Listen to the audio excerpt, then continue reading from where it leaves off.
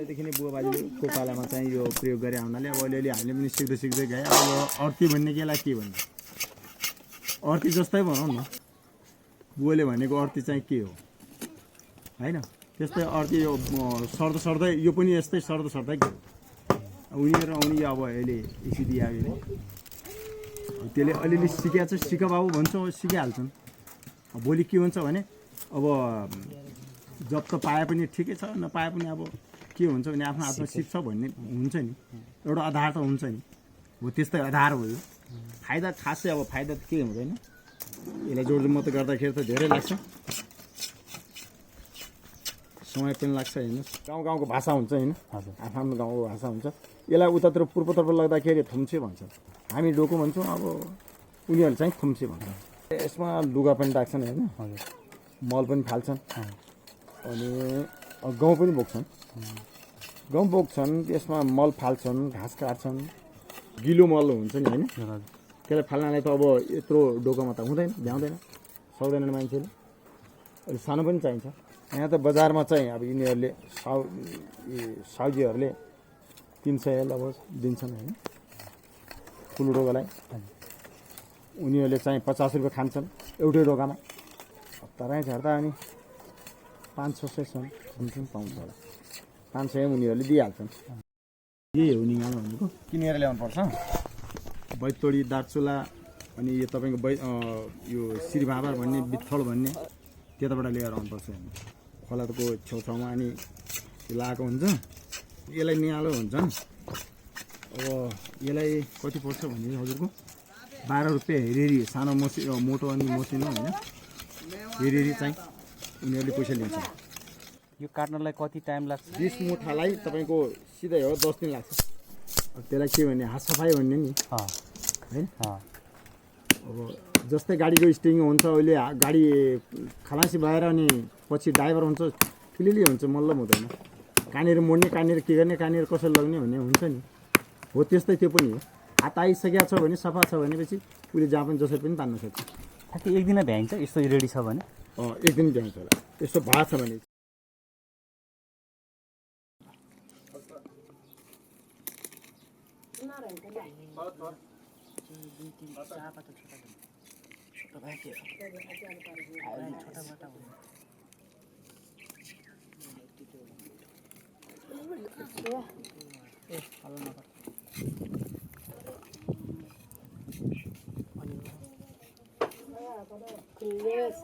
पातला कटाउनु पर्यो।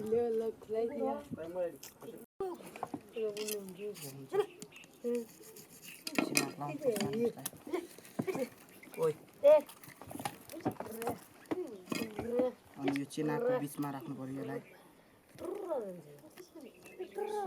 अनि अर्को पातो छोड्नु पर्यो। यो बिचको यति 3वटा पातो एउटा उठाउनु पर्यो।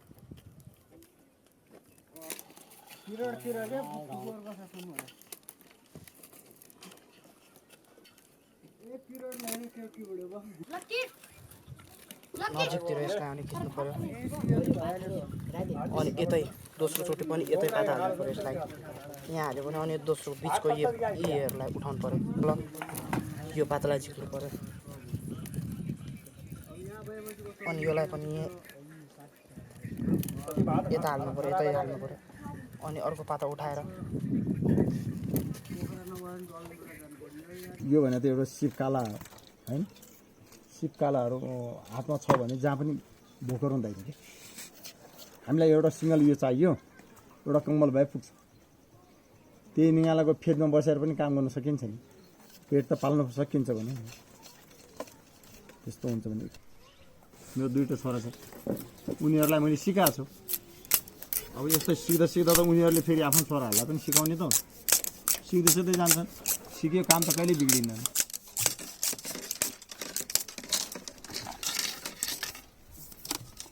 एउटा 10वटा निगाला काट्यो भने त्यसलाई फुल्नुपर्छ होइन, अनि त्यसपछि 20 निगाला 20वटा हुन्छ, 20वटाको अनि त्यसको फेदको पाता हुन्छ। यसलाई अब हाम्रो भाषामा चाहिँ यसलाई गाउँले भाषामा चाहिँ सल्युम भन्छन् होइन, सल्युम भन्छ नि। यसलाई मसिनो पार्ने, अनि त्यसपछि बुन्नलाई पनि हामीलाई सजिलो हुन्छ, यसलाई सल्युम भन्छन्।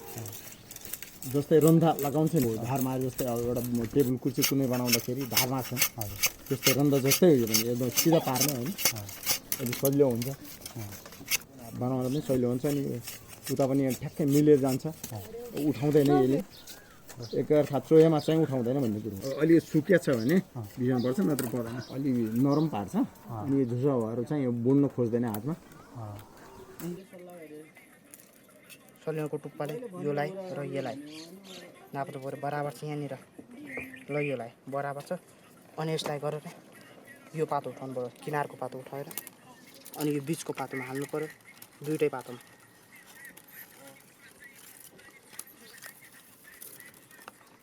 अनि यसलाई पनि यहीँ हाल्नु पऱ्यो सँगै गर्नु पऱ्यो यसलाई पनि अनि यहाँ फर्किनु पऱ्यो अनि यता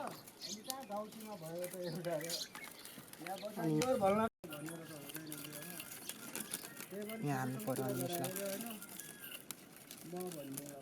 बराबर हो यहाँ एउटा पातला उठायो भने अनि यहाँ एउटा पातला यहाँ एउटा एकीमा छ भने अनि यसलाई फैलाउनु पर्छ यसरी एकीमा यसरी गर्नु पऱ्यो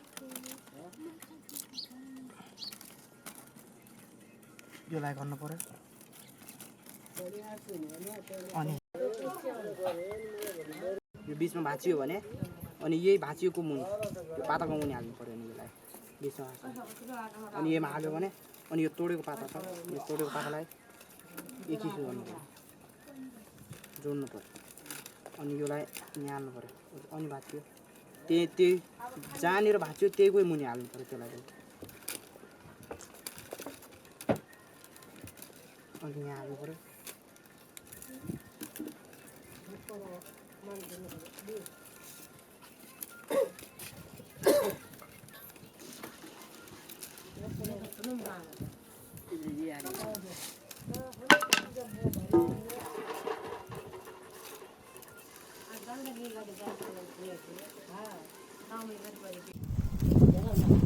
यो पातालाई पनि भाँच्नु पऱ्यो भाँचिसकेपछि अनि यसलाई यहाँदेखि यसलाई बुनेर यहाँनिर यसको मुनि हालेर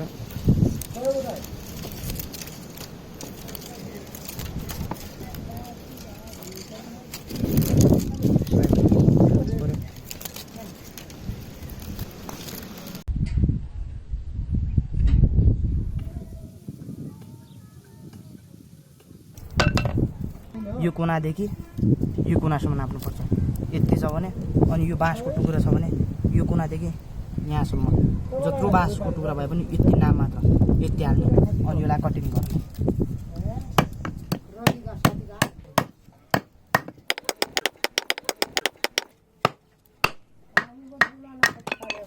एउटा अर्को बाँस भन्छ नि मोटो मोटो हुन्छ नि खोलामा लगाएको छ हामीले त्यस्तै बाँस चाहिँ मोटो बाँसको फेदको चाहिँ त्यसको हामी हाल्दाखेरि त्यसलाई हामी आडा भन्छौँ त्यसलाई अट्क्याउने कि आडा भन्छौँ त्यसलाई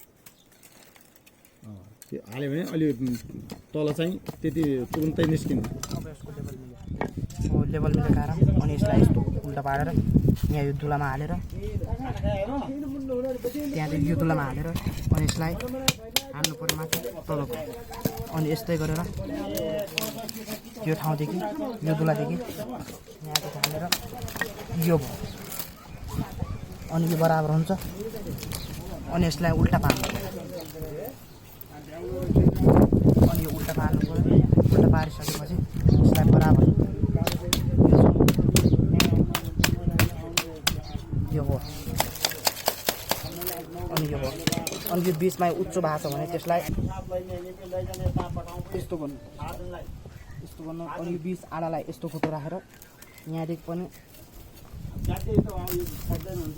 यस्तो न्युरोन पऱ्यो यसलाई भाँचिएन नि भाँचिन्छ नत्र नजाने यस्तो न्युरोन पऱ्यो अनि यहाँदेखि पनि यस्तो गर्नु पऱ्यो यहाँदेखि पनि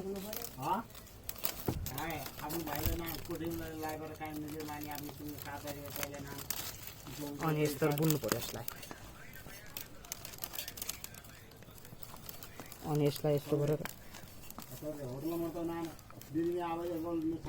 यसरी यसलाई किल्नु पऱ्यो यसरी किल्नु पऱ्यो अनि यसलाई पनि यो कुनाको पातालाई खिच्नु पऱ्यो अनि यसलाई लगेर यहाँ तोड्नु पर्यो ज्यादै पातलो भयो भने। अनि यहाँ अब अनि यहाँदेखि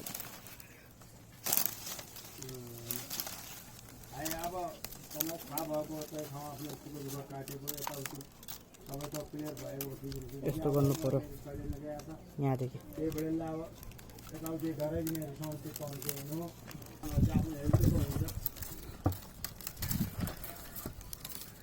अनि यहाँदेखि यसलाई पनि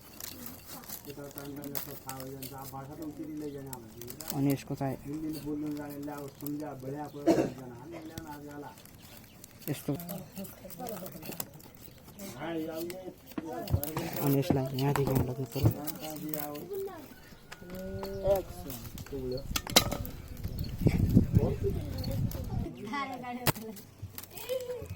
यहाँ खिच्नु पर्यो यसलाई। अनि यहाँदेखि एउटा कालो सड्यो हुन्छ यसलाई झिक्यो। अनि यो झिकेपछि अनि यहाँ हाल्यो भाँचिएको ठाउँ यहाँ हाल्नु पर्यो।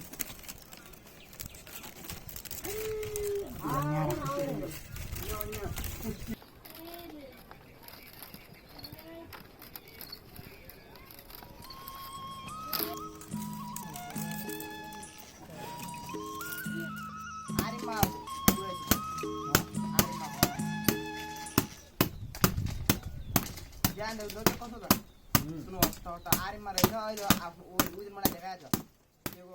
माल बढी बनाउनु त ठिकै हुन्छ। त्यो माल बढी बनाउनलाई मान्छे बढी हुनु पर्यो होइन। त्यसपछि माल पनि आउनु पर्यो। अब जे होस् अब महिनामा त्यस्तै हो 10-15 हजार 10-12 हजारसम्म। उसको पछाडि पाउँछु।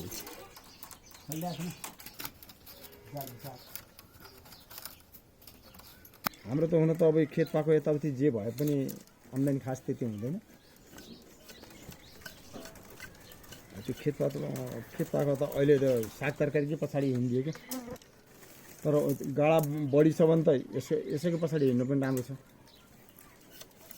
यसको जग्गा कसैको कम हुन्छ होइन। उसले त हुँदैन नि त्यहीबाट उत्पादन त हुँदैन खानालाई पुरा।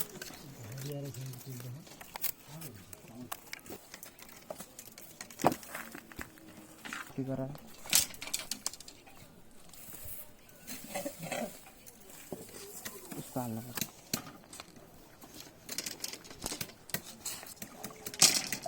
अनि यता बिट्न भन्ने